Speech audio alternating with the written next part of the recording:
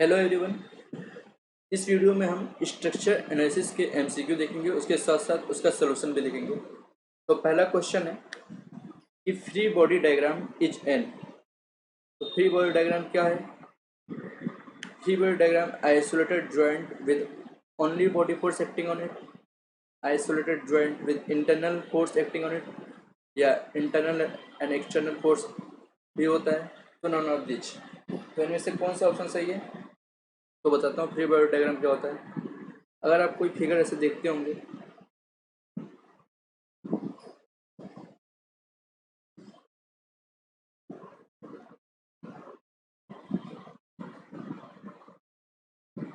Force लगा है, तो अगर इसका फ्री बॉडी डायग्राम बनाते हैं तो क्या होता है? इस प्रकार का बनता है फ्री बॉडी डायग्राम।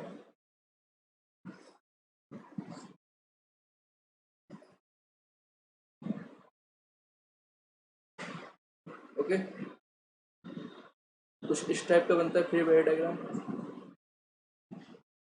यहाँ पर भी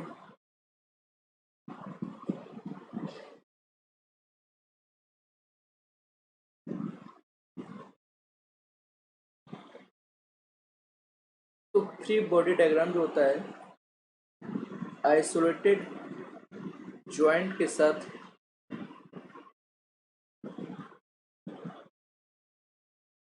एक्सटर्नल फोर्स भी होता है उसमें। ठीक है, ये external force as well as internal force भी उसमें होते हैं। ओके, इंटरनल फोर्स भी होते हैं। तो कौन सा ऑप्शन सही है? Isolated joint with all forces internal as well as external acting on it. तो दूसरा सही है। तीसरा सही, तीसरा। If the total number of reaction component is less than the total number of conditions equation available, the structure will be। देखिए यहाँ पे रिएक्शन कंपोनेंट लेस है और इक्वेशन ऑफ इक्विलिब्रियम अधिक है, तो ये स्ट्रक्चर क्या होगा? स्टेबल होगा, इंडिटरमिनेट होगा, रिडंडेंट होगा, अनस्टेबल होगा। मतलब अगर आपको दिया गया है रिएक्शन आपका दे दे 3 है और इक्विलिब्रियम इक्वेशन जो है वो आपको दे दे 2 है, सॉरी रिएक्शन 2 है, इक्विलिब्रियम इक्वेशन 3 है, तो ds स्टैटिक कंडक्टिविटी क्या हो जाएगी? Unknown forces minus equilibrium equation जो कि -1, तो इससे पता चलता है क्या आएगा? ये अनस्टेबल हो जाएगा। ओके, तो ये हो जाएगा डी आंसर इसका unstable. Number of unknown internal forces in each member of rigid joint plane frame is. Internal forces पूछा है in each member of rigid joint plane frame. Okay, तो अब देखते हैं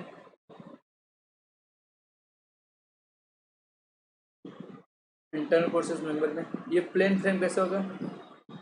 प्लेन फ्रेम ऐसे मान लेते हैं, ये प्लेन फ्रेम है, इंटरनल फोर्सेस पूछा है। अगर ये मेंबर ए बी है तो ए बी में देखें तो क्या हो जाएगा? ऐसे कुछ बनेगा। ठीक है, तो यहाँ पे मुझे पता चलेगा कि यहाँ पे एक वर्टिकल फोर्स एफ वाई इधर है, हॉरिजॉन्टल फोर्स एफ एक्स इधर है, और मूवमेंट इधर एम वाई है, एम है, एम जेड होगा। उसी प्रकार यहाँ पे भी एफ वाई ऊपर क्यों लगेगा, एफ एक्स इधर क्यों लगेगा, और ये क्लॉक एंटी क्लॉक वाइज, तो ये तो क्लॉक वाइज हो जाएगा हंड्रेड। तो 3 इंटरनल फोर्सेस होते हैं। अगर यही प्लेन फ्रेम की जगह आपका स्पेस फ्रेम होता तो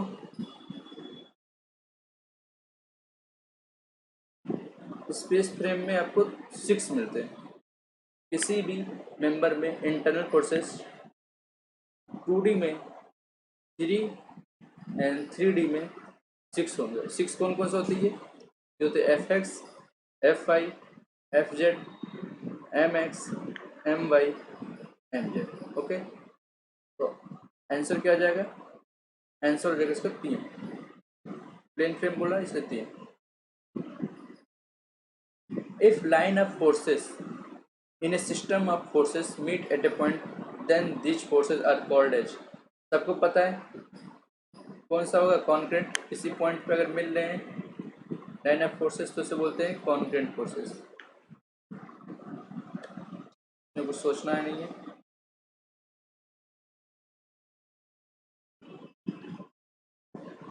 For a pin jointed plane structure to be statically determined, the necessary condition is pin jointed plane structure है।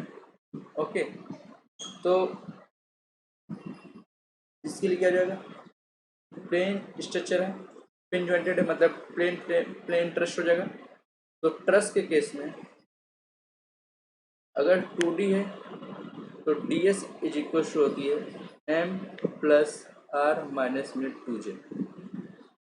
ds इक्वल टू क्या पता होता है कि dsi प्लस में dSc होती है, और dSc कितना हो जाएगा 2D में r माइनस में 3। अगर ये 3D होता तो क्या होता है, ds की value m plus R minus में 3j, और dSc हो जाता है आपका r माइनस में 6। लेकिन यही अगर ट्रस होता, ट्रस की जगह फ्रेम होता तो फ्रेम में 2D के केस में ds की वैल्यू होती है dm प्लस आर माइनस में 3j, और 3D के केस में 6m प्लस आर माइनस में 6। ठीक है, m is the member, r is the reaction जो कि एक्सटर्नल रिएक्शन होते हैं सपोर्ट पे, और 2j j is the joint, number of joint हो जाता है। तो क्वेश्चन ने पूछ रखा है पिन जॉइंटेड और प्लेन स्ट्रक्चर दे रखा है, साफ साफ यहाँ दिख रखा है प्लेन स्ट्रक्चर, तो इसका मतलब क्या हो जाएगा m प्लस आर माइनस में 2j। साफ साफ पता चल रहा है, ए आंसर हो जाएगा। Okay, the beam Son below is indeterminate of degree. कितने डिग्री का इनडिटरमिनेसी है, तो कैसे कैलकुलेट करेंगे। मैं डिटरमिनेसी इनडिटरमिनेसी का फार्मूला बता देता हूँ। देखिए पहली बात अगर देख लेते हैं, यहाँ बताता हूँ। अगर स्टैटिक इनडिटरमिनेसी 0 आ रही है इसका मतलब वो स्टेबल है। अगर स्टैटिक इनडिटरमिनेसी 0 से अधिक है तो वो इनडिटरमिनेट है। क्या है, इनडिटरमिनेट है, और साथ में क्या है, स्टेबल भी है। अगर ये लेस देन 0 आ रही है तो वो अनस्टेबल है, और ये डिटर्मिनेट होगा। सबसे इंपॉर्टेंट है यहाँ पे याद रखें, डिटर्मिनेट होगा, ये इनडिटरमिनेट नहीं होगा। इनडिटरमिनेट तभी हो जब 0 से अधिक होती है, अदरवाइज डिटर्मिनेट होगा। इसके साथ साथ एक चीज़ और याद रखिए कि जो आपका अगर इनडिटरमिनेट है तो ये आपका थिनर होगा, और यहाँ पे फैक्टर ऑफ सेफ्टी क्या होगी, मोर होगी। लेकिन अगर डिटर्मिनेट है, यहाँ पे स्टेबल एंड डिटर्मिनेट, अगर डिटर्मिनेट है तो वो आपका थिकर होगा और लेस फैक्टर ऑफ सेफ्टी होगी।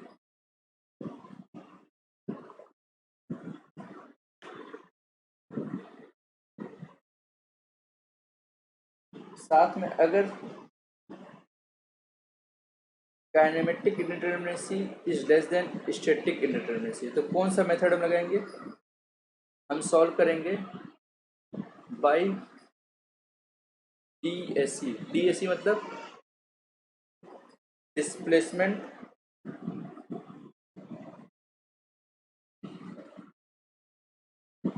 मेथड हो सकता है, या स्टिफनेस मेथड हो सकता है, या इक्विलिब्रियम मेथड हो सकता है। ओके, जो कम होगा उसके थ्रू सॉल्व करेंगे।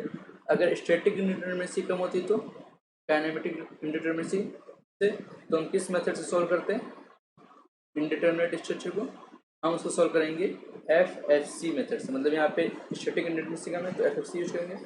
एफ का मतलब flexibility, flexibility, force and compatibility. इस मेथड से सॉल्व करते हैं। बीइंग के केस में स्टैटिक इंडिटरमिनेसी कैसे निकालेंगे? स्टैटिक इंडिटरमिनेसी हो जाएगी आई प्लस ई। आई क्या है, ई क्या है, ये बता देता हूँ। आई जो हो जाएगा m times loop number, frame में भी आएगा, यूज हो, ये फार्मूला फ्रेम में भी यूज होगा। m into loop number, B में क्या हो जाएगा, लूप नंबर 0 हो जाएगा। अभी मैं सॉल्व करके बताऊंगा क्वेश्चन। m क्या है, लूप नंबर कैसे है बताता हूँ। जैसे 2D में m की वैल्यू कितनी हो जाएगी, 3 हो जाएगी, और 3D में m की वैल्यू कितनी हो जाएगी, 6 हो जाएगी, इस m की वैल्यू। और लूप नंबर मतलब ऐसे कोई है तो ये एक लूप नंबर हो गया। लूप नंबर कितना हो गया, 1 हो गया। अब ई कैसे कैलकुलेट करेंगे? ई जो होती है वो होती है एफ माइनस में यू माइनस में आर। एफ की वैल्यू क्या होगी? एफ की वैल्यू अगर देखा जाए 2D में, एफ की वैल्यू 2D में फिक्स सपोर्ट के लिए देखें तो कितना हो जाएगा, 3, हिंज के लिए 2 और रोलर के लिए 1। उसी प्रकार एफ की वैल्यू 3D में फिक्स के लिए आपका हो जाएगा 6, हिंज के लिए हो जाएगा आपका 3 और रोलर के लिए हो जाएगा 1। ओके, यू की वैल्यू 2D में हो जाएगा आपका 3 और 3D में आपका हो जाएगा 6। आर क्या हो जाएगा, आर इज इक्वल हो जाएगा n-1 2D में, और 3D में हो जाएगा आपका 3 टाइम्स n-1। where n क्या है, n is the number of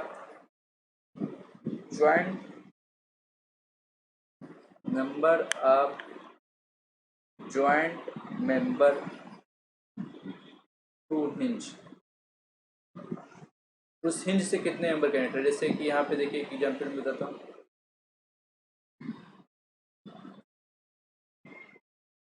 ये हिंज लगी है,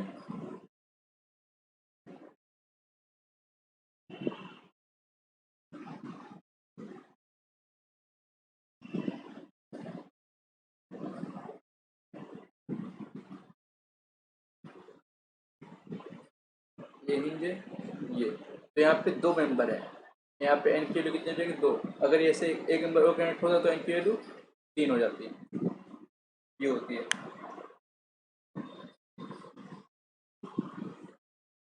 और बता देता हूँ आपको, सारे फार्मूले यहाँ पे क्लियर कर देता हूँ आपके। अगर यही चीज बीम में अगर ऐसे सिंपल फार्मूले से देखना होता तो फार्मूला, डायरेक्ट फार्मूला लगाते हैं। तो स्टैटिक इंडिटरमिनेसी जो होती है वो होती है 3m प्लस में r माइनस में 3j माइनस में r डैश। ये होती 2D में, ओके। और 3D में 6m प्लस r माइनस में 6j माइनस में 3r डैश, ये 3D में होती, ओके। ट्रस के केस में मैंने बता दिया m plus r minus 2j, m plus r minus 3j।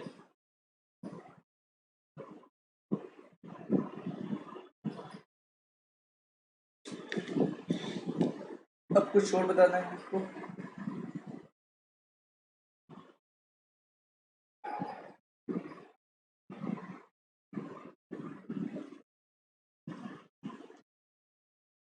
Static indeterminacy यहाँ तक हमने पढ़ लिया।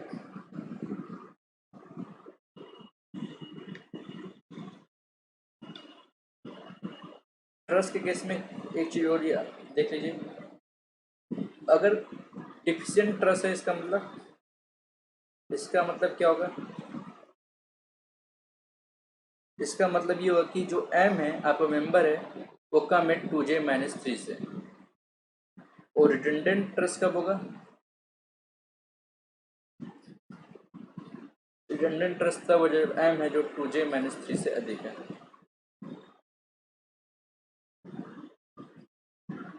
ठीक।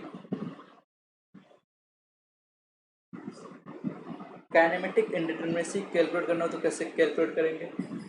काइनेमेटिक इंडिटरमिनेसी हमें पता होता है कि डिग्री ऑफ फ्रीडम प्लस में फोर्सेस, इनका समीशन 3 होता है और 6 होता है। 3 होता है 2D में, 6 होता है 3D में। ठीक है। तो काइनेमेटिक इंडिटरमिनेसी जो होती है वो डिग्री ऑफ फ्रीडम के बराबर होती है। ओके। कैसे? डिग्री ऑफ फ्रीडम कितना होगा? अगर कोई एंड सपोर्ट है, एंड सिर्फ, तो उसके लिए काइनेमेटिक इंडिटरमिनेसी आपकी 2D में क्या होगी और 3D में क्या होगी ये बताता हूँ। एंड के लिए क्या होगा, हिंज के लिए क्या होगा, जॉइंट के लिए क्या होगा, ये जॉइंट है जो, ये जो जॉइंट है।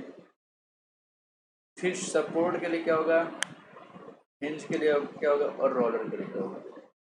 इस सब के लिए डिग्री ऑफ फ्रीडम कितना होगी, वो जो डिग्री ऑफ फ्रीडम होगी उसको समीशन करके काइनेमेटिक इंडिटरमिनेसी हम बता देंगे। 2D में फ्री एंड के लिए हो जाएगा 3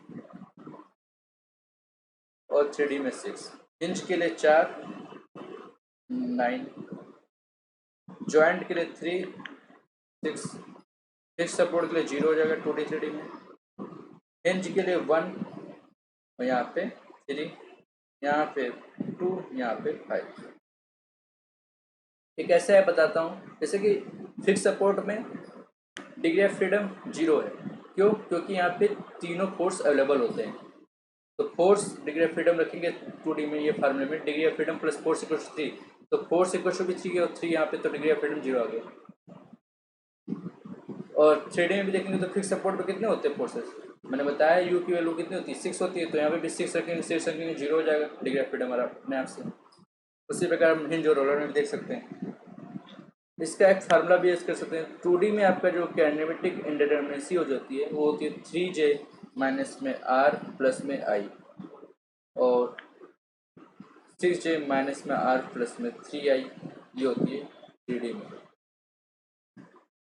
कैसे होगा? J is the number of joint, R is the number of external forces और I is the number of hinges. Okay, I is number of hinge. Okay, एक क्वेश्चन करके दिखा देता हूँ अभी थोड़ी देर में। अगर बोलता है, इसे एक क्वेश्चन देख लेते हैं यहाँ पे डायरेक्ट, अभी आपको क्लियर हो जाएगा डाउट।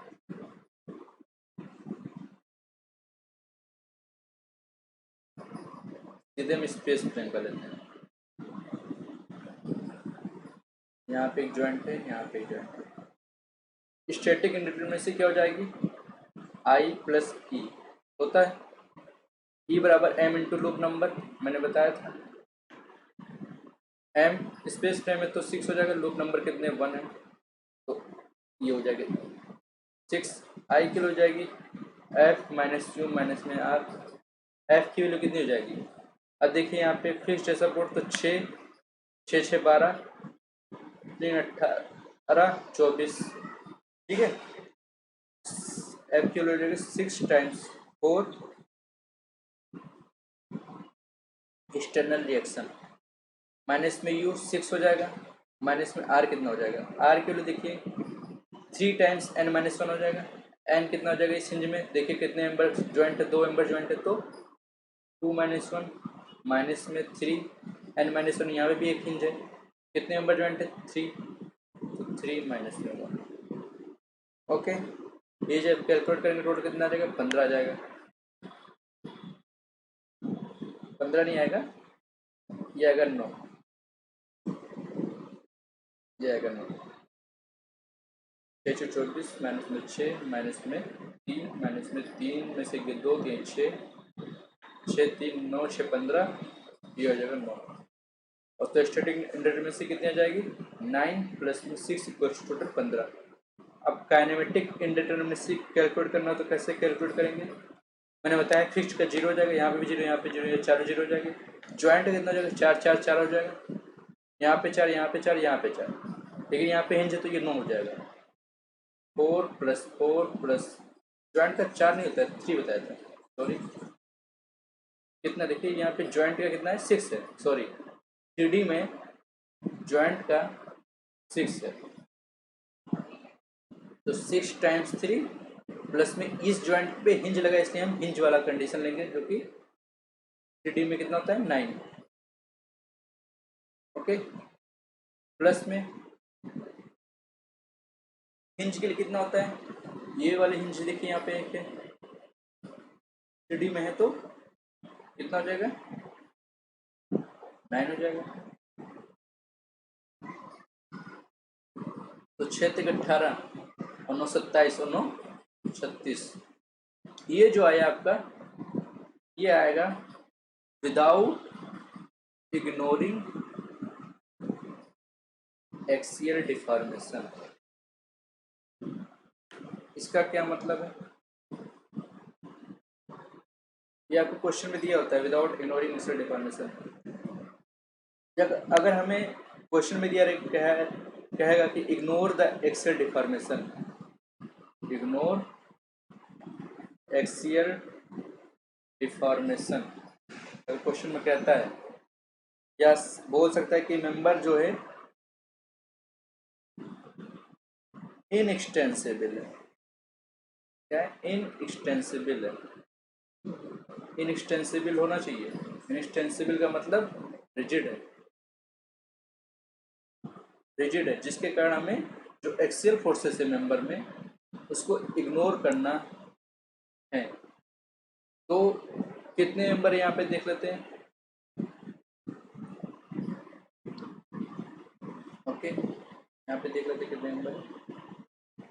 ये देखिए 1 2 3 4 5 6 7 और ये 1 8 और 1 9। ओके, ये आपका 9 हो जाएगा। ये हिंज के कारण यहाँ पे 2 मेंबर हो गए। तो इग्नोरिंग एक्सियल डिफॉर्मेशन, तो ये मेंबर कितने हो जाएगा आपके, 9 हो जाएंगे। तो इस 9 मेंबर में 9 एक्सियल फोर्स होंगे, इसको इग्नोर करेंगे तो काइनेमेटिक इंडिटरमिनेसी कितनी हो जाएगी, 36 माइनस में 9 = 27। दोनों आंसर हो सकते हैं, जो कहेगा आपको दे देंगे। अगर इग्नोर करने का एक्सियल डिफॉर्मेशन बोलेगा तो 27 बताएंगे, अगर विदाउट इग्नोर बोलेगा तो 36 हो जाएगा। अब कुछ और चीज़ होते हैं जो बता देता हूँ आपको।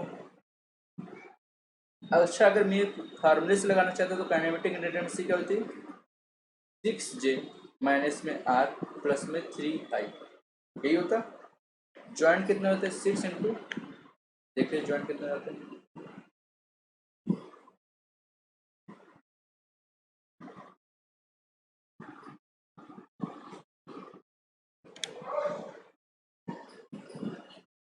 जॉइंट पे होते हैं आपके 1 2 3 4 4 4 8 और ये हिंज वाला भी होता है तो 9 हो जाता है। ओके, तो जॉइंट J बराबर 9 हो गया, 6 into 9, external reaction 6 into 4, 1 minute क्या है, क्या है?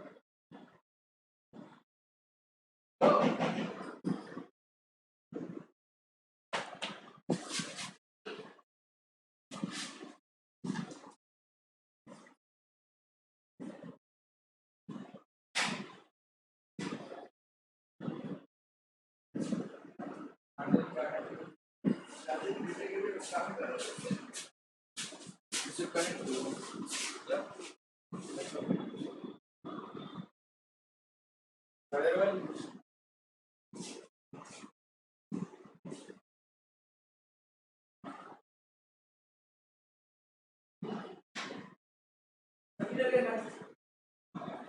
आधे घंटे बाद।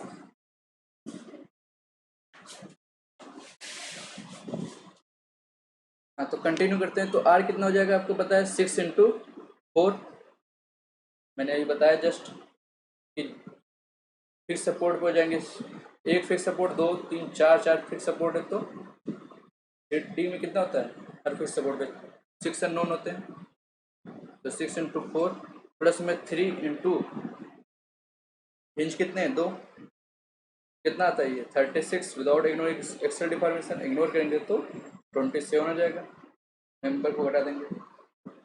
अब कुछ बातें और हैं, आपको कभी कभी ऐसे दिया होता है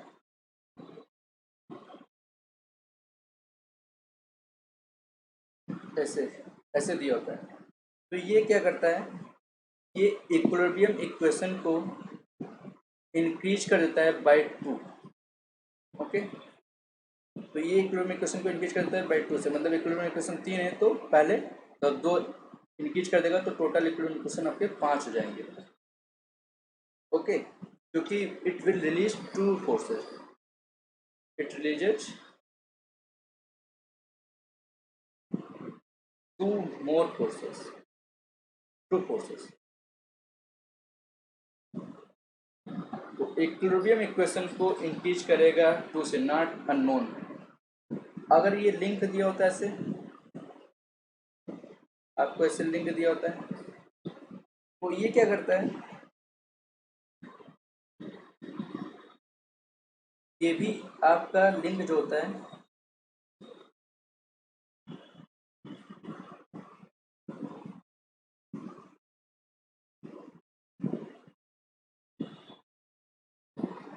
इक्विलिब्रियम इक्वेशन को इंक्रीज करता है बाय 2 से, लिंक और ये रोलर, इस तरह से अगर रोलर दिया होता है क्वेश्चन में आप देखेंगे आपको मिल जाएगा।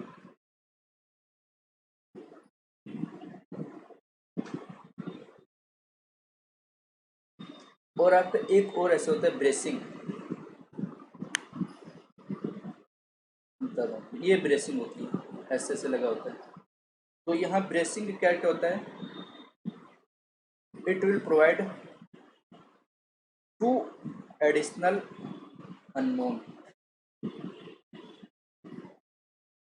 ये इंपॉर्टेंट है, अननोन नॉट इक्विलिब्रियम इक्वेशन, तो ये 2 ब्रेसिंग आपके 2 अननोन को प्रोवाइड करेंगे, एक और एक, इक्विलिब्रियम इक्वेशन नहीं, अननोन हमारे 2 से इंक्रीज कर जाएंगे। ओके,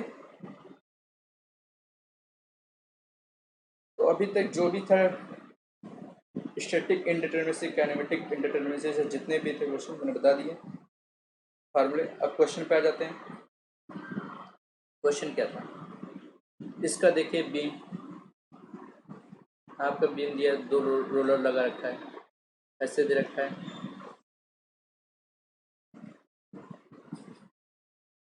एक तो आपका सिंपल सिंपल क्या हो जाएगा,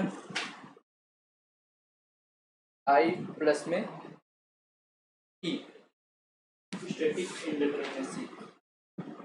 ओके, लूप नहीं है तो ये तो 0 हो जाएगा, और ये हो जाएगा एफ माइनस में यू माइनस में आर हो जाएगा, एफ की हो जाएगी ये 3, ये एक 4, एक 5, माइनस में इक्विलिब्रियम इक्वेशन 2D में 3, माइनस में आर है ही नहीं, हिंज है नहीं तो ये 0 हो जाएगा, टोटल हो जाएगा 2, तो ये आपको डायरेक्ट मिल गया 2 आ रहा है। ओके, डीएसपी वाले, डीएसआई इसमें कितनी हो जाएगी, डीएसआई 0 हो जाएगा, तो इसका आंसर हो जाएगा 2। ये हिंज है क्या, नहीं रोलर ही लग रहा है, करेक्ट आंसर डी। ठीक है, तो मैंने बताया which are the beam given is determinate, determinate है, तो यहाँ पे देखिए बी वाले में स्टार्ट करते हैं। पहले बी वाले में तो आपका 1 डिग्री इंडिटरमिनेट है, क्योंकि टोटल अननोन हो जाएगा 3 1 4, 4 में से 3 गए 1, यहाँ पे भी देखिए 3 3 6 में से 3 गए 3, और यहाँ पे भी तो 2। ये वाला मोस्ट अप्रोप्रिएट जो ऑप्शन बनेगा आपका ये बनेगा। कैसे बनेगा ये आपको थोड़ा सा थॉट प्रोसेस में जाना पड़ेगा कि आपको ये सोचना पड़ेगा कैसे बनेगा। ये जो दिया क्वेश्चन इस तरह से दिया, तो इसमें ये मानना पड़ेगा कि वर्टिकल लोडिंग है जिसके कारण 2 अननोन और इक्विलिब्रियम इक्वेशन भी 2 लेंगे क्योंकि हॉरिजॉन्टल वाला यहाँ पे 0 हो जाएगा, क्योंकि सिर्फ वर्टिकल लोडिंग मान के से चलेंगे तो टोटल डी एस कितनी आ जाएगी, इसकी 0 हो जाएगी, फिर डिटर्मिनेंट हो जाएगा। ये आपको सोचना पड़ेगा। सब में वर्टिकल लेंगे तब भी आपका वर्टिकल लोडिंग लेके चलेंगे तब भी आपका यहाँ पे 2, यहाँ पे हॉरिजॉन्टल 0 तो 2 1 3 और 3 में से 2 गए इक्विलिब्रियम इक्वेशन, क्योंकि हॉरिजॉन्टल वाला 0 कर दिया इक्विलिब्रियम इक्वेशन तो तब भी 1 आ जाएगा। यहाँ पे भी 2 2 4 में से 2 गए 2 आ जाएगा, यहाँ पे भी 2 2 4 4 में से 2 गए 2। तो डी एस यहाँ पे कुछ ना कुछ आएगी ए बी सी डी में, लेकिन ए वाले में 0 आ जाएगी अगर वर्टिकल लोडिंग लेके चलते हैं तो। ये आपको सोचना पड़ेगा। ये आंसर सही है इसका। प्रोड कैंटिलीवर, प्रोड कैंटिलीवर के बारे में एक बात खासियत याद रखें कि प्रोड कैंटिलीवर आपका हमेशा रोलर सपोर्ट से बनता है, ठीक है। तो डी एस की इसकी कितनी आ जाएगी, 3 + 1 4 माइनस में इक्वेशन 3 तो टोटल 1, तो 1 डिग्री का प्रोड होता है इनडिटरमिनेसी इसमें, तो इसका आंसर हो जाएगा C answer, first degree. A beam is supported over 3 rollers lying in the same plane, the beam is stable. अब ये क्वेश्चन जो है बहुत ही फेमस क्वेश्चन है कि 3 रोलर सपोर्ट से कोई बीम में,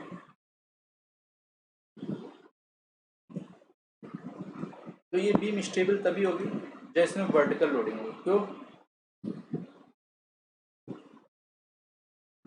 क्योंकि वर्टिकल लोडिंग होगी तो ये तीनों रिएक्शन जो होते हैं अननोन रिएक्शन इसको स्टेबल बना देंगे। लेकिन अगर यहाँ पे वर्टिकल की जगह हॉरिजॉन्टल लोडिंग आ गई तो ये क्या होगा, स्लाइड करने लगेगा, और स्लाइड करते करते ये मूव करने लगेगा, मतलब अनस्टेबल हो जाएगा। अगर हॉरिजॉन्टल होगा तो अनस्टेबल हो जाएगा, अगर वर्टिकल रिएक्शन होगा तो स्टेबल रहेगा। तो आंसर में देखते हैं, loading with no component perpendicular to the direction of beam, stable portion, stable तभी होगा जब वर्टिकल कंपोनेंट हो। तो ये पहला तो गलत हो गया। Only when load, no load except self attacks, ये भी गलत है। Load with no component in the direction of beam, in the direction मतलब हॉरिजॉन्टल डायरेक्शन, तो स्टेबल तभी होगा जब no loading with no component in the direction of the beam.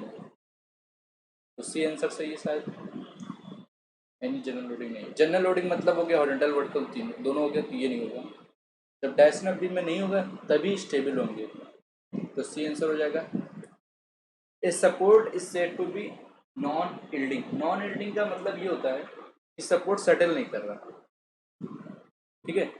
तो it can take any amount of reaction, it is frictionless, frictionless को कोई मतलब नहीं है। It hold the beam firmly, the beam है जीरो स्लोप, स्लोप का कोई मतलब नहीं है। नॉन यील्ड तब करेंगे जब सपोर्ट जो हो बीम को फर्मली अटैच किया हो, ठीक है, बहुत रिजिडली अटैच किया हो, तो ये सी आंसर सही होगा।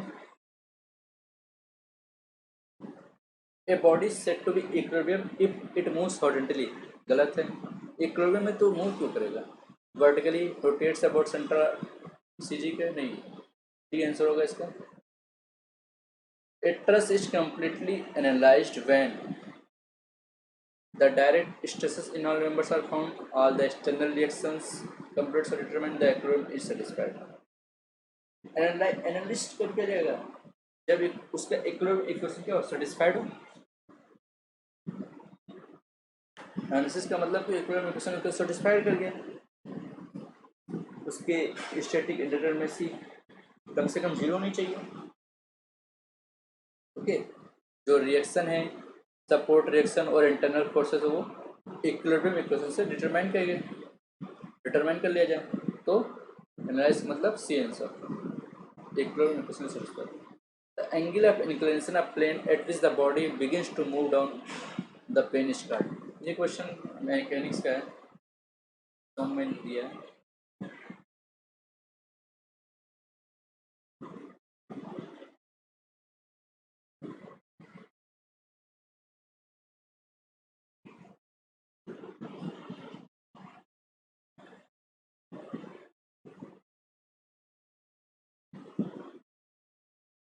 एक कोई बॉडी है इंक्लाइंड प्लेन पे, ये एंगल थीटा है, तो यहाँ पे एक ऐसे फोर्स लगेगा नॉर्मल फोर्स एन, और बॉडी जब स्लाइड करेगी तो इसके अपोजिट पे फ्रिक्शन फोर्स लगेगा एफ, एफ इक्वल टू क्या होता है म्यू इंटू एन, और इन दोनों का रिजल्टेंट जो होगा यहाँ से लगेगा आर। ये एंगल जो होगा वो तो होगा एंगल ऑफ अल्फा जो होगा वो हो जाएगा एंगल ऑफ फ्रिक्शन हो जाएगा, और थीटा जो होगा एंगल ऑफ रिपोज हो जाएगा, फ्रिक्शनल फोर्स म्यू हो जाएगा। लेकिन जब body just when body just start to slide, in that case theta जो होती है अल्फा के बराबर हो जाती है, मतलब angle of repose angle of internal friction के बराबर हो जाती है। Okay, angular inclination of the plane at which the body begins to move down is called angular friction, angular projection, angular propose। तो सही आंसर होगा आपका angular propose, जस्ट स्टार्ट हो जाएगा तो एंगुलर फ्रिक्शन बोल सकते हैं कि एंगुलर फ्रिक्शन एंगुलर propose का बराबर होगा, लेकिन इसका करेक्ट आंसर आपका एंगुलर propose होगा।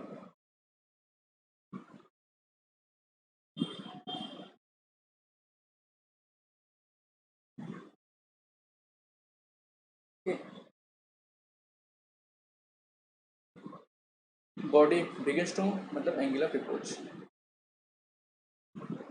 A body is said to move with simple harmonic motion if its acceleration is always directed away from the center at the point of reference, proportional to the square of the distance from the point of reference, proportional to the distance from the point of reference and directed towards it। कोई ये कुछ बड़ी बात नहीं है, simple harmonic motion करता है ऐसे बॉडी को।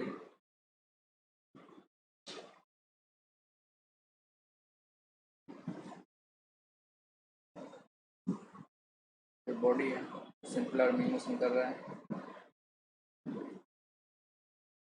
तो उस केस में जो एक्सेलरेशन होता है वो डायरेक्टली प्रोपोर्शनल होता है इस डिस्टेंस के। Okay, and directed towards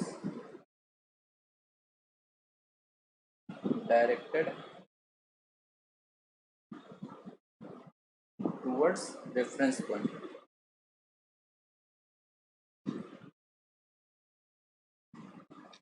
distance के डायरेक्टली प्रोपोर्शनल होता है और directed towards the reference point. Okay, ये आंसर सी होगा इसका।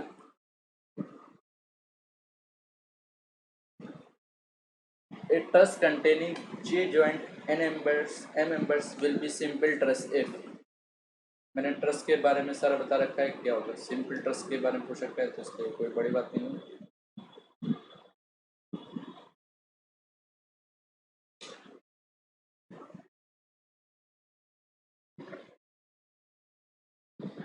सिंपल ट्रस देखिए, ट्रस के केस में अगर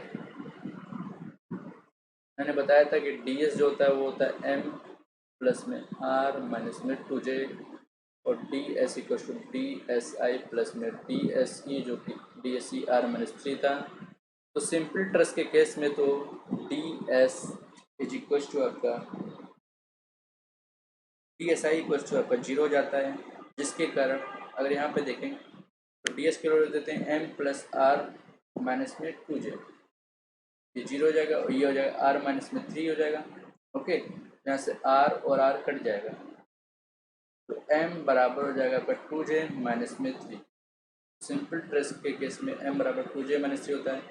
इसी प्रकार में बताया था कि डिफिशिएंट कब होगा, जब m less than 2j minus 3 हो, और रिडंडेंट कब होगा, m is greater than 2j minus में 3। ये प्लेन ट्रस के केस में। Okay, simple truss. ओके, तो m बराबर 2j माइनस में 3, आंसर बी इसका सही है। A beam is supported over 3 rollers lying in the same plane. The beam is stable। मैंने बताया था कि कोई हॉरिजॉन्टल कंपोनेंट ना हो, 3 rollers हो तो फॉर एनी जनरल लोडिंग, मतलब ये हॉरिजॉन्टल वर्टिकल दोनों, तो गलत हो गया। For loading with no component in the direction of beam, ये आंसर सही है बी, कोई हॉरिजॉन्टल कंपोनेंट ना हो। सिग्मा एस देखा है, सिग्मा बी दे रखा है, सिग्मा एम दे रखा है, तो इक्विलिब्रियम के लिए क्या होना चाहिए, तीनों का 0 होना चाहिए। All of the options are correct. A truss containing simple truss वही बताया, m बराबर 2j माइनस में 3, मतलब ए आंसर सही है। In a planar system X parts per members are there with y number of forces, then condition is statically indeterminate. statically determinate सी क्या होगा, मैंने आपको बता रखा है कि जो स्टैटिकली डिटरमिनेट लिखना है, okay, statically determinate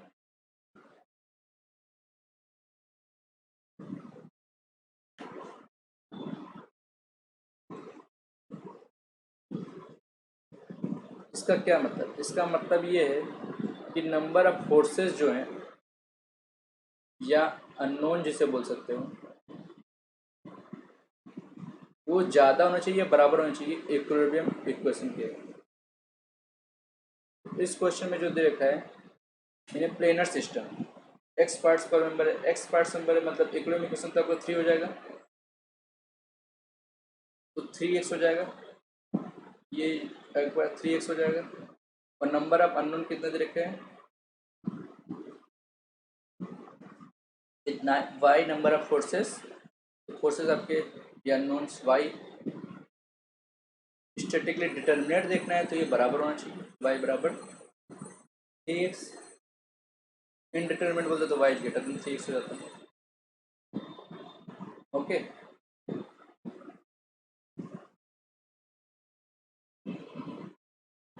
answer C हो जाएगा y बराबर 3x। Given that the truss is b is the joint है और r is the number of members है और j is the number of reactions, नहीं sorry, j is the number of joints है, b is the number of members है and r is the number of reactions है, ठीक है, okay. Truss is m plus R minus 2j करते हैं, m plus R minus में 2j D S is equal to number of member आप कितने दे रखे हैं, ये दे रखा है, j is the number of joint जो कि 4 दे रखा है and r is the number of member जो कि 3 दे रखा है, ओके। 3 प्लस में r कितना दे रखा है, रिएक्शन कितने दे रखा है, number of reactions, r is the number of the reaction जो कि 3 दे रखा है और m जो है number of members, p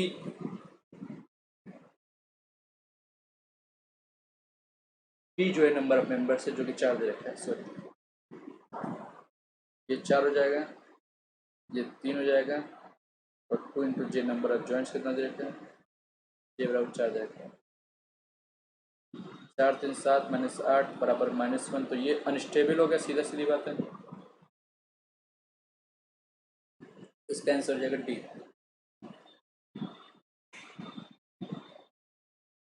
if a system has more equation of equilibrium then number of forces then the system is, मैंने बताया था कि जैसे ही इक्विलिब्रियम इक्वेशन ज़्यादा हो जाएंगे नंबर ऑफ फोर्सेस से तो वो अनस्टेबल हो जाएगा, मैंने एक क्वेश्चन भी कराया था, ठीक है। जैसे अगर डी एस निकालना हो तो नंबर ऑफ अननोन लिखते हैं एंड इक्विलिब्रियम इक्वेशन लिखते हैं, ओके। अगर इक्विलिब्रियम इक्वेशन ज़्यादा है मतलब ये 3 है और ये नंबर ऑफ अननोन 3 से कम मतलब 1 मान रहे, 2 मान लो, 2 मान लेते तो -1 आ गया, तो डी एस की वैल्यू लेस देन 0 मतलब स्टेबल कैसे होगा, अनस्टेबल हो जाएगा ये, ओके, ये अनस्टेबल हो जाएगा। अब ये पूछ सके कौन सा आंसर होगा, इसमें पार्सली कंस्टेंट होगा या इम्पार्सली कंस्टेंट होगा, ये मुझे बताना है। ये क्वेश्चन थोड़ा इंटरेस्टिंग है, ओके, मैं बताता हूँ क्या होगा।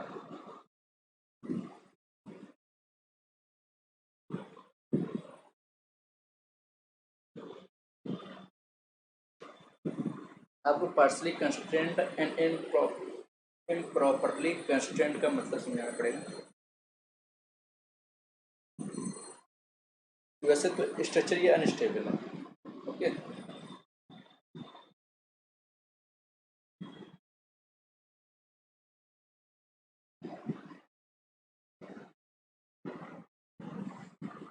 इसका आंसर जो होगा बी आंसर होगा, पार्शली कंस्ट्रेंड है। क्यों? पार्शली कंस्ट्रेंड का मतलब ये होता है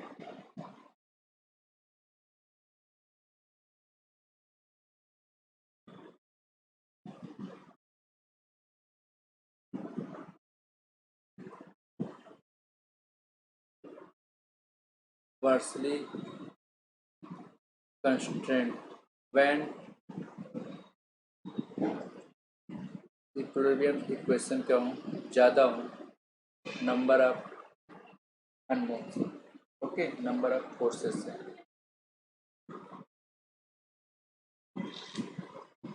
इस केस में क्या हो गया, पार्शली कंस्ट्रेंड हो जाएगा।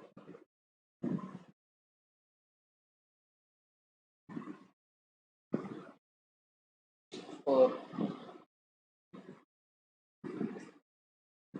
इम्प्रॉपरली कंस्ट्रेंड का क्या मतलब होता है?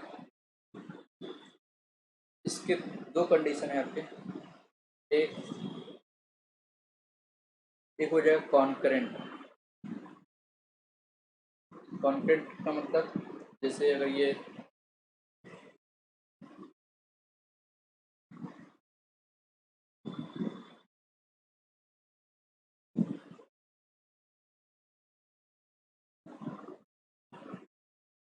तो ये देखिए ये मतलब परपेंडिकुलर है, तो रोलर में क्या होता है, ये रोलर है, तो रोलर में होता है कि प्लेन ऑफ जॉइंट डायरेक्शन में मेंबर रिएक्शन फोर्स इलोंगेट करते हैं, तो ये कॉन्क्रीट फोर्स है। तो कॉन्क्रीट फोर्स क्या हो जाएगा, अनस्टेबल हो जाएगा, तो ये इम्प्रॉपरली कंस्ट्रेंड है। ये दोनों अनस्टेबिलिटी की कंडीशन है। जब नंबर इक्विलिब्रियम इक्वेशन जाता हो तो पार्शली कंस्ट्रेंड, और जब कॉन्क्रेंट हो तो इम्प्रॉपरली कंस्ट्रेंड। बी क्या हो जाएगा, बी हो जाएगा जब रिएक्शन पैरेलल में हो, वही बताया था 3 रोलर सपोर्ट्स। तो क्या है ये पैरेलल रिएक्शन है, पैरेलल रिएक्शन की कंडीशन है कि इम्प्रॉपरली कंस्ट्रेंड हो जाएगा। ये जनरल लोडिंग है। जनरल लोडिंग मतलब वर्टिकल लोडिंग भी है, हॉरिजॉन्टल लोडिंग भी है। अगर यहाँ पे हॉरिजॉन्टल लोडिंग नहीं होता है या जनरल लोडिंग नहीं होता तो ये पैरेलल रिएक्शन नहीं बनता और ये इम्प्रॉपरली कंस्ट्रेंड नहीं होता। ओके, ये भी इंपॉर्टेंट है, याद रखिए। तो if system is more equilibrium equation number of forces, तो अनस्टेबल अनस्टेबल मतलब पार्शली कंस्ट्रेंड होगा, इम्प्रॉपरली कंस्ट्रेंड के दो अलग अलग मैं बता दिए types. Okay, the degree of indeterminacy of the frame. अब देखिए यहाँ पे एम प्लस आर माइनस 2 जे करते हैं। एम कितने हैं, एम देख लीजिए 3 है, एक ए डी, एक बी डी, एक सी डी। एम केवल 3 हो जाएगी, ज्वाइंट आपके 4 हो जाएंगे, A B C D, M plus R. और आर कितने हो जाएंगे, यहाँ पे हिंज है तो मतलब मूवमेंट नहीं होगा, तो 2 2 2 4 6।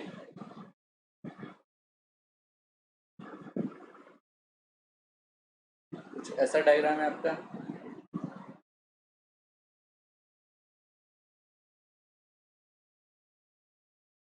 यहाँ पे हिंज है, यहाँ पे भी हिंज है, यहाँ पे भी हिंज है, और एक संख्या लगा है। एम बराबर हो जाएगा 3, आर बराबर आपका 6, जे बराबर 4, एम प्लस आर माइनस में 2 जे करेंगे तो टी एस की वैल्यू हो जाएगी 3 प्लस में 6 माइनस में 2 इंटू 4 बराबर 1। ओके, इसका आंसर हो जाएगा 1। Right answer B. In a plane system, x parts number with y number of forces, the system is y is greater than 3x, मतलब डिटर्मिनेट नहीं होगा, इनडिटर्मिनेट होगा।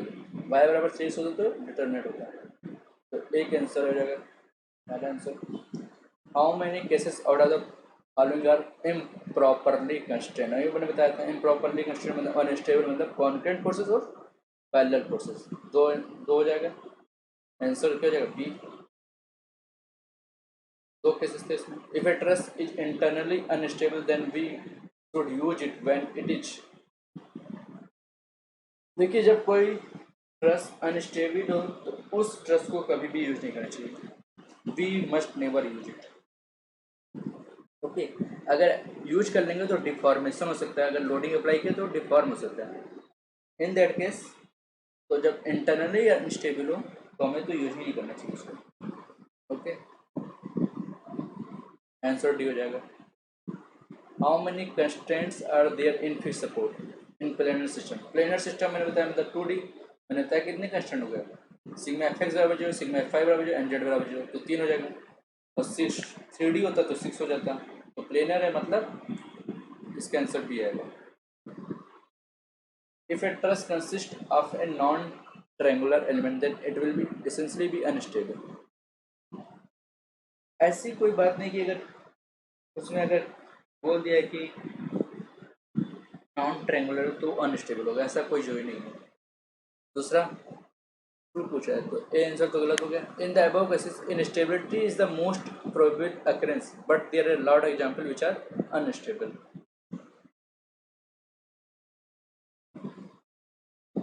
नहीं नहीं, ऐसा कोई जो ही नहीं कि अनस्टेबल हो, तो ट्रायंगुलरिटी नहीं है, नॉन ट्रायंगुलर इसका मतलब अनस्टेबल हो, ऐसा कोई जो ही नहीं है। इसका मैं आपको एग्जांपल बताता हूँ। जैसे आप ये देखिए,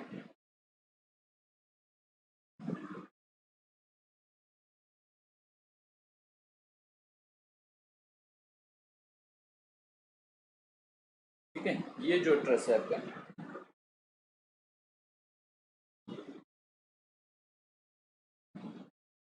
ए बी सी डी, ये जो ट्रस है देखिए यहाँ पे आपका नॉन ट्रायंगुलर है, तो ये स्टेबल है, ठीक है। क्वेश्चन पूछेगा if a truss consist of non triangular element then it will be essentially unstable, तो ये गलत हो गया पहले जस्ट इन द अबव से instability is the most probable occurrence. Instability हो सकती है but there are lot example which are unstable, यहाँ पर unstable but there are lot example which are stable है, ट्रायंगुलरिटी नहीं इसके बावजूद भी स्टेबल है। ओके, तो आंसर इसका डी हो जाएगा, कोई भी सही नहीं है, ना ए सही ना बी सही। M plus R minus two J करेंगे, एम आपका दे रखा है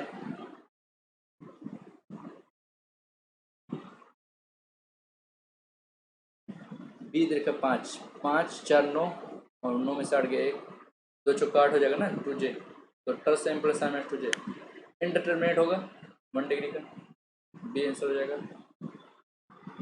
if 4 reaction are acting an even system is, 4 reaction है मतलब 4 में से जिनके एक डी एस कितना हो जाएगा 1, तो स्टेबल हो जाएगा एंड डिटरमिनेट हो जाएगा, इनडिटरमिनेट होगा, इनडिटरमिनेट डिटरमिनेट नहीं होगा, डिटरमिनेट जब होता है जब डी एस बराबर 0 होता है, तो ये आंसर हो जाएगा आपका बी आंसर हो जाएगा। करेक्ट आंसर कांट से, ओ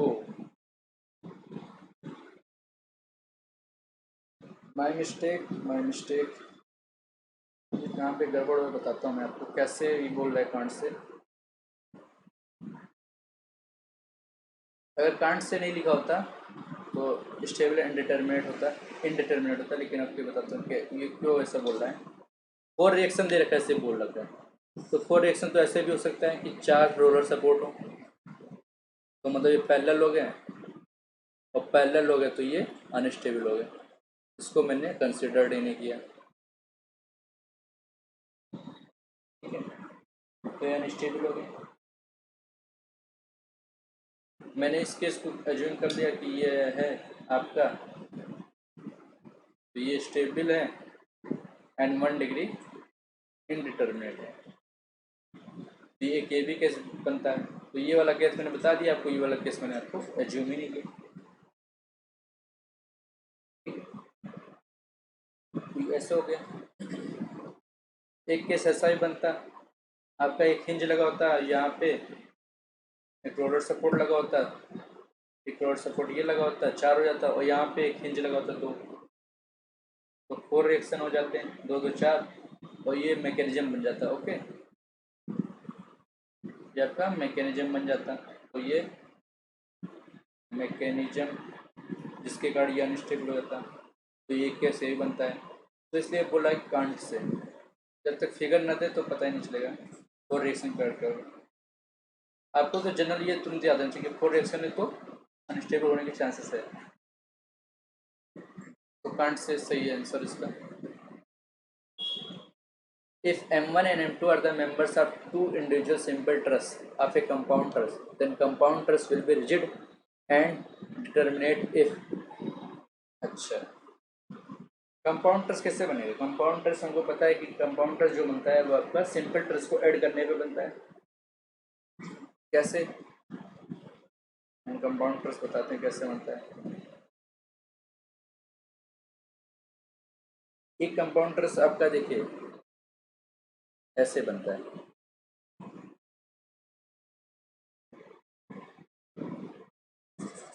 उसमें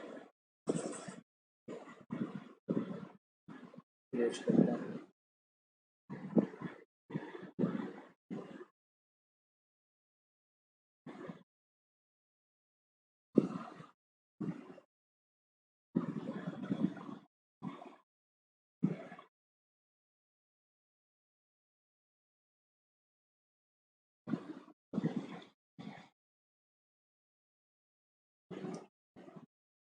ए बी सी डी, एक ए बी सी एक सिंपल ट्रस्ट था और एक बी डी सिंपल ट्रस्ट था। इनको एक इस मेंबर से जोड़ दिया तो कितना हो जाएगा? ये कंपाउंड ट्रस्ट हो गया, कंपाउंड ट्रस्ट हो गया। तो क्वेश्चन बोला था कि अगर एक सिंपल ट्रस्ट में M1 हो, दूसरे सिंपल ट्रस्ट में M2 मेंबर हो, तो कंपाउंड ट्रस्ट में कितने मेंबर हो जाएंगे? M1 प्लस में M2 प्लस में 1। ये 1 किसके गड़ा है? ये इसके गड़ा है। तो कंपाउंड ट्रस्ट में M1 plus M2 plus M1 member हो जाएंगे। दूसरा देखें, अगर कोई सिंपल ट्रस्ट ऐसा हो, ठीक है, और दूसरा सिंपल ट्रस्ट आपका ऐसा हो,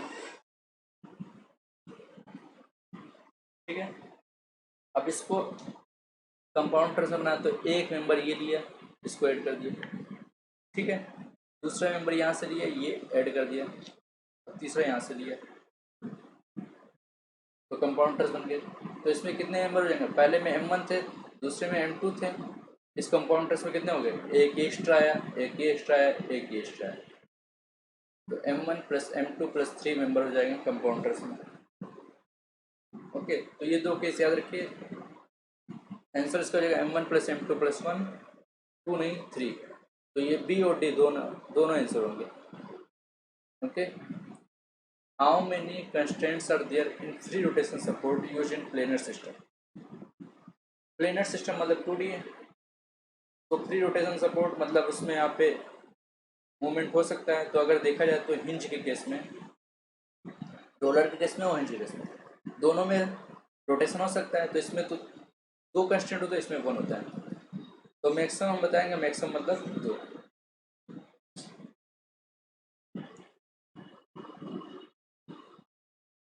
मैक्सिमम वाला केस बताएंगे तो आंसर इसका 2 हो जाएगा। Okay, in a planar system only 2 reaction forces acting then system is.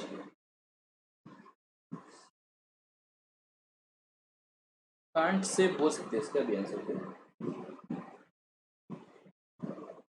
Essentially unstable. 2 reaction है, इक्विलिब्रियम इक्वेशन तो तब भी मुझे पता है कि 3 होंगे, तो कांट से नहीं बोल सकते हैं। तो ds जो हो जाएगा आपका 2 अननोन और 3 इक्विलिब्रियम इक्वेशन तो होंगे ही होंगे, तो -1 मतलब अनस्टेबल हो जाएगा, तो एसेंशियली अनस्टेबल हो जाएगा। ओके, ए आंसर इसका सही हो जाएगा।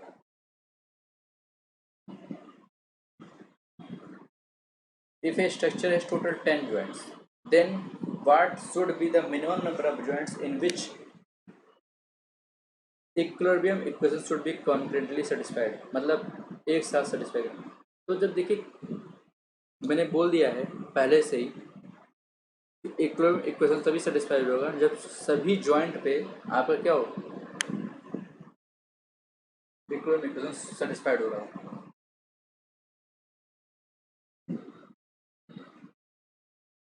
Then what should be the minimum? तो सभी जॉइंट पे मतलब एटलीस्ट ऑल जॉइंट्स होना चाहिए। तो 10 जॉइंट है तो 10 जॉइंट पे आ जाएंगे। तो इसका आंसर हो जाएगा 10। सभी ज्वाइंट पे आपकी इक्विलिब्रियम इक्वेशन सेटिस्फाइड करनी चाहिए, तभी स्ट्रक्चर डिटरमिनेट होगा, स्टेबल होगा। आंसर होगा D. Generally in a truss system compressive parts are thicker than the tensile parts. It is true. हाँ, ये ट्रू है। क्यों? क्योंकि कंप्रेसिव पार्ट्स में बकलिंग होने की चांसेस होती है, इसलिए उसको थिकर बनाया जाता है। टेंसाइल में तो बकलिंग होता नहीं है, कंप्रेशन में ही बकलिंग होता है, इसलिए उसको थिकर बनाते हैं। तो कंप्रेसिव पार्ट्स आर थिकर, इसका आंसर हो जाएगा ट्रू, ए आंसर हो जाएगा। If a truss has more members surpassing each other than it is. ये कुछ ऐसे है, सिंपल ट्रस तो नहीं होगा, होना कंपाउंड है।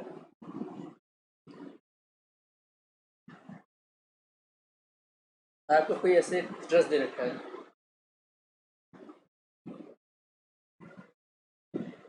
कैसे?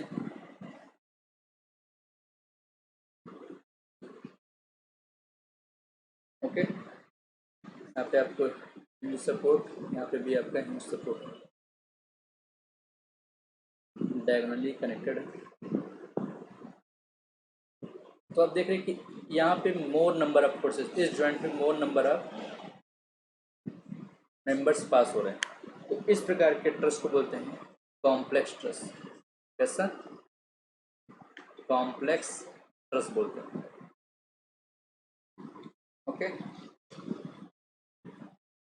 If a truss has two more members surpassing each other, then it is called complex truss.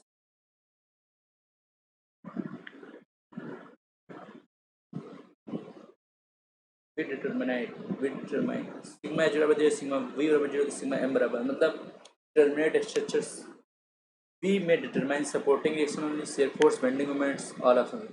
तो हम support action, bending moment, shear force सब डिटरमाइन कर सकते हैं, सभी का पता लगाया जा सकता है। ओके, मतलब इक्विलिब्रियम इक्वेशन सेटिस्फाइड हो रही है। If we use a link support in a structural system, then how many unknowns should we have? मैंने बताया था कि लिंक से क्या होता है, वन अननोन आपका इंक्रीज कर जाता है।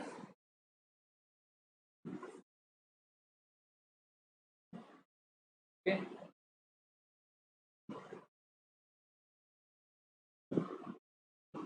at a link support we have only one unknown which acts in the direction of the link। Okay, इसका आंसर हो जाएगा 1। कितने अननोन हो जाएंगे? 1 अननोन हो जाएगा, इसका आंसर हो जाएगा B.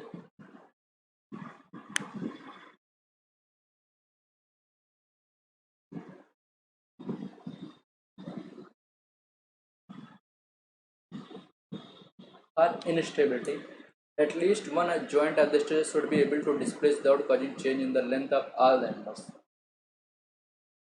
All the members without causing change in the length of all the members.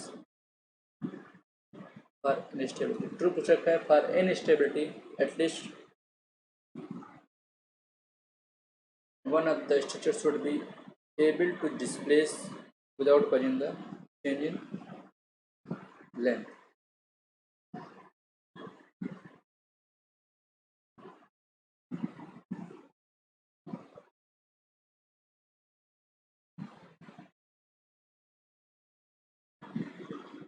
तो इसमें आंसर इसका होगा बी आंसर होगा। क्या? Without causing change in length होगा। ऑल द मेंबर्स कोई वही नहीं है, कोई एक मेंबर का हो जाएगा, एटलीस्ट वन मेंबर का, without causing change in at least one member का लेंथ चेंज हो जाएगा हर इंस्टेबिलिटी के लिए। तो स्ट्रक्चर क्या हो जाएगा? डिस्प्लेस हो जाएगा। तो आंसर इसका हो जाएगा बी आंसर हो जाएगा। ऑल मेंबर का नहीं होगा, एटलीस्ट वन मेंबर का हो जाए तो हो जाएगा। If all the reactions acting on a planar system are concurrent in the nature, then the system is concurrent है, मतलब अनस्टेबल हो जाएगा। अनस्टेबल मतलब essentially unstable। The answer in the following question, J represent the number of joints, R represent the number of external forces.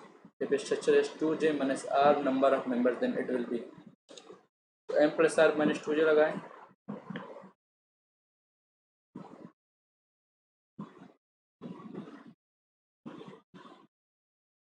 Okay,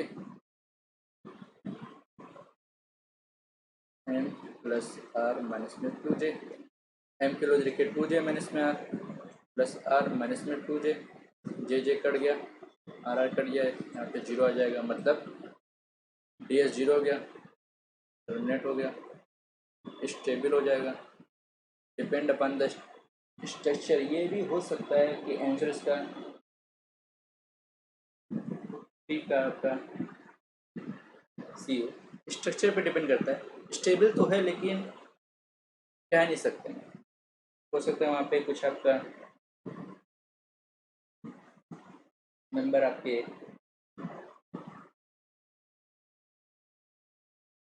unstable हो जाए। जैसे बताता हूँ मैं आपको एग्जाम्पल बताऊँगा फिगर कैसे, तो इसका आंसर होगा डिपेंड्स अपॉन द स्ट्रक्चर।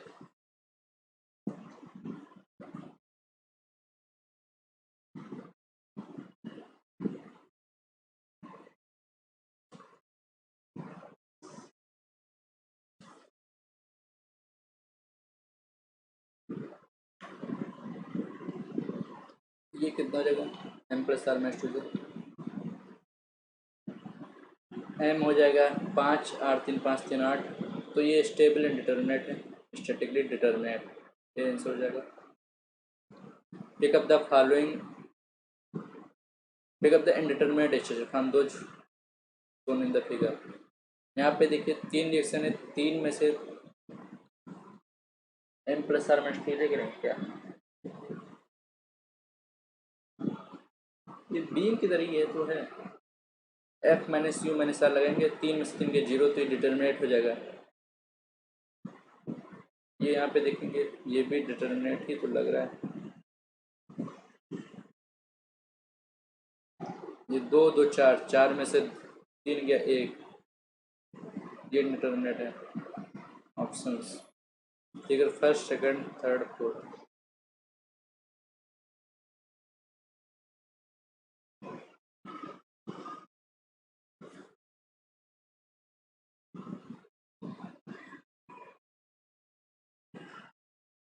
ये फिगर फर्स्ट एंड सेकंड में कोई डिफरेंस नहीं है, बस ऐसे बढ़ा दिया गया है बी ए, ये जॉइंट, ऐसे कोई डिफरेंस नहीं है।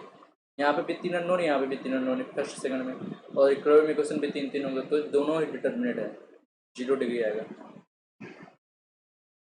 यहाँ पे चार में से तीन के एक आ जाएगा, इनडिटर्मिनेट हो जाएगा 1 डिग्री का, तो फिगर थर्ड हो जाएगा। ओके, इनडिटर्मिनेट थर्ड हो जाएगा। तो फोर्थ में देखिए तो हिंज है, तो चार में से तीन के एक, और माइनस में आर, आर की वैल्यू क्या रहती है, n-1, मैंने आपको बताया था।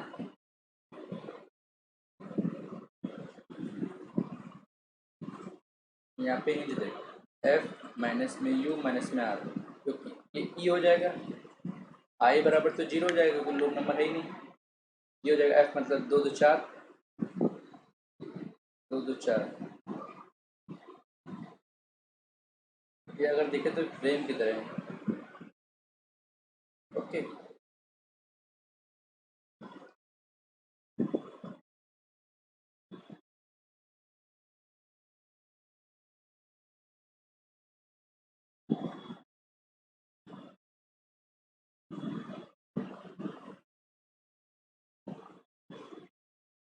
2 2 4 माइनस में 3 माइनस में n-1, यहाँ पे दो मेंबर कनेक्टेड है जॉइंट पे, तो 2-1 ई की वैल्यू कितनी आ जाएगी, ई बराबर हो जाएगा आपका 4 में से 4 लीजिए, डिटर्मिनेट हो जाएगा।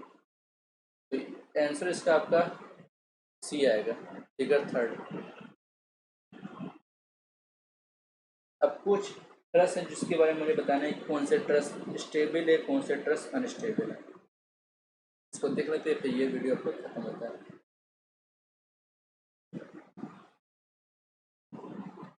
ये आपका अनस्टेबल ट्रस है,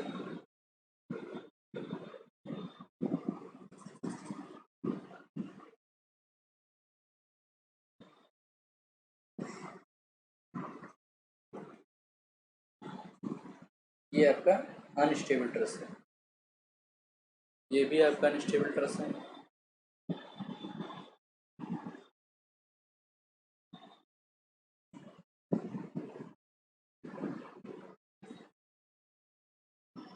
लेकिन इसी वाले मेंबर में, फर्स्ट वाले में देखिए, अगर यहाँ पे ऐसे एक मेंबर कनेक्ट कर देते हैं तो ये क्या हो जाएगा, ये स्टेबल हो जाएगा, ये दोनों अनस्टेबल है, ये स्टेबल हो जाएगा। अगर कुछ ऐसे हो जिसमें ट्रेंगुलरिटी नहीं है, देखो इसमें ट्रेंगुलरिटी नहीं है तो ये अनस्टेबल है, लेकिन यहाँ पर अगर जैसे कोई जॉइंट प्रोवाइड कर देते हैं तो ये स्टेबल हो जाएगा। ठीक है, हमें दिख रहा है कि ये ट्रेंगुलर नहीं है, लेकिन यहाँ पे एक आपको रिजिड जॉइंट प्रोवाइड किया है, इसलिए ये स्टेबल हो जाएगा। उसी प्रकार ये आपको दिख रहा होगा,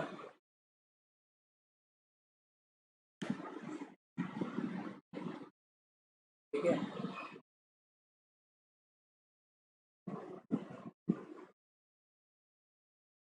ये क्या है आपका स्टेबल है। ओके, ये आपका स्टेबल है। ये वाला एक कंपाउंड ट्रस है,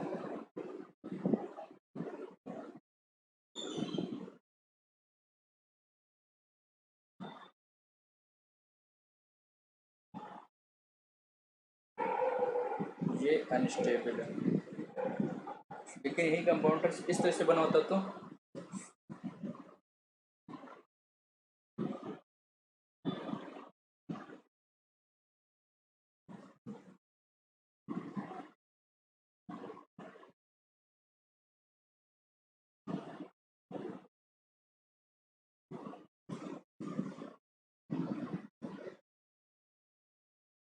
ये स्टेबल है।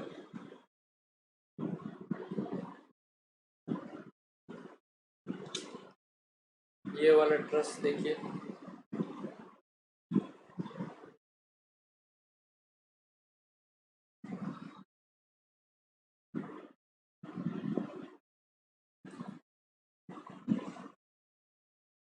ये कॉम्प्लेक्स ट्रस जो है, कॉम्प्लेक्स ट्रस है ये, क्योंकि एक जॉइंट से बहुत सारे नंबर पास हो रहे हैं। ये यहाँ पे जॉइंट है, सही से मिल नहीं पाया। ये अनस्टेबल तब होगा, कब अनस्टेबल होगा, if are diagonal arcs of equal length के होंगे तभी ये अनस्टेबल होगा। ओके, एक और स्टेबिलिटी का देख लेते हैं।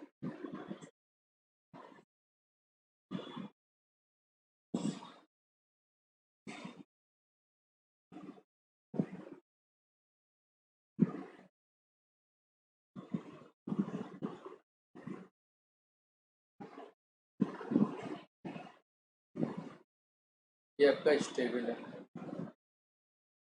तो मैंने कुछ बताना था कि यहाँ पे देखिए आपका डायगोनल मेंबर नहीं है, ये अनस्टेबल है। ये जैसे डायगोनल मेंबर है मतलब ट्रेंगुलरिटी होगी इसमें, तो ये स्टेबल हो गया स्ट्रक्चर। लेकिन अगर यहीं पे अगर आपको यहाँ पे अगर है इस प्रकार का रिजिड जॉइंट प्रोवाइड तो ये स्टेबल हो जाता है। ठीक है,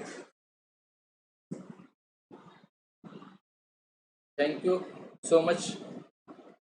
स्ट्रक्चर एनालिसिस का पहला चैप्टर खत्म हो गया है, नेक्स्ट चैप्टर आगे बढ़ाएंगे। Please like and subscribe the channel.